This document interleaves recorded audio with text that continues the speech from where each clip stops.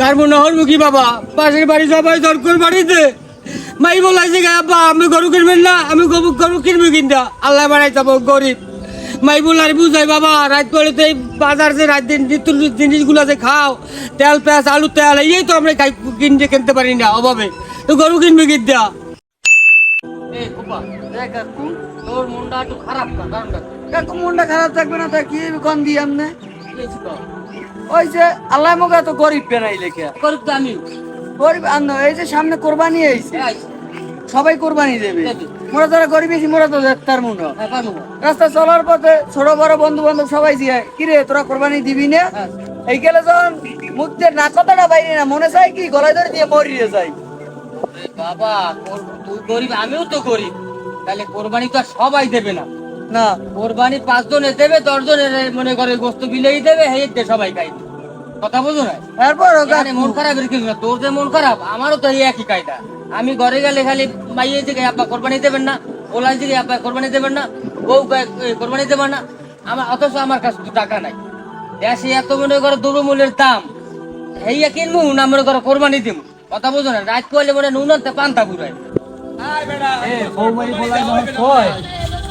আব্বা কোরবানি দেবেন না তোর বাবা কলজাটা ফাটছে না, বিশ্বাস করবি না তুই। না কোরবানি দেব আর ভালো লাগতেছে না মুখ একটা দিন দুঃখের কথা বলা কইেন না আল্লাহ কে পরিস্থিতি বেড়া হাজার হাজার কোটিটা বাজারে যাইতে আছে, অথচ আমরা কোরবানি দিতে পারি না। এ কাদের কাকু কি কাঁদেন কা কারবো না হরবো কি বাবা, পাশের বাড়ি সবাই দরকার বাড়িতে মাই বলাইছে আব্বা আমি গরু কিনবেন না, আমি গরু কিনবো কিনটা আল্লাহ বাড়াই যাবো গরিব মাই বলার বুঝাই বাবা। রাত পরে তো এই বাজার যে রাত দিন জিনিসগুলো যে খাও তেল পেঁয়াজ আলু তেল এই তো আমরা কিনতে পারি না অভাবে, তো গরু কিনবি কিনটা। আরে কাকু আমি কো দুঃখের কথা মোর দারে মানে রতনের রতন শ্রেণী আমি কপালটা বাসে আমি এটা ঘষা দিই ঘটনা হয়েছে মোক আল্লাহ গরিব বানাইছে বেশ ভালো কথা। একটা জিনিস এত খারাপ লাগে মানুষের যখন একটা জিনিস কিনে লইয়ে যায় এক জোড়া জোতা কিনে 12,000 ঠায় মোর 1 মাসের 12,000 কাকু বলছে ভাই তার কি কোরবানি তোমার কি হরমু বাড়ির আশেপাশে সবাই ওই আমের নাম দেয় কোরবানি দেয় ঘরের সবাই জি গাইবো কি কোরবানি দেবেন না কোরবানি দেবো কিন দিয়া। আরে মাথায় তোর লাগে যেটা কাপড় কিনবে হেই তো কিনতে পারতে কোরবানি দেবো কিন দিয়া। আর একটা জিনিস বুঝি না মুসলমান ভাই ভাই তো ভাই ভাইয়ের পরিচয় তো মই দেখতে আসি না।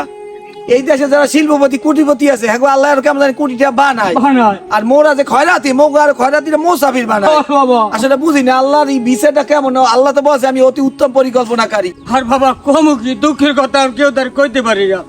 এখন বাজার ঘাট যে দাম বাবা রাত হইলে আমার চুরি করা লাগবে বাবা, এ ছাড়া আমি মনে হয় বাঁচতার মুড়া না কাকু চুরি করার দরকার নাই।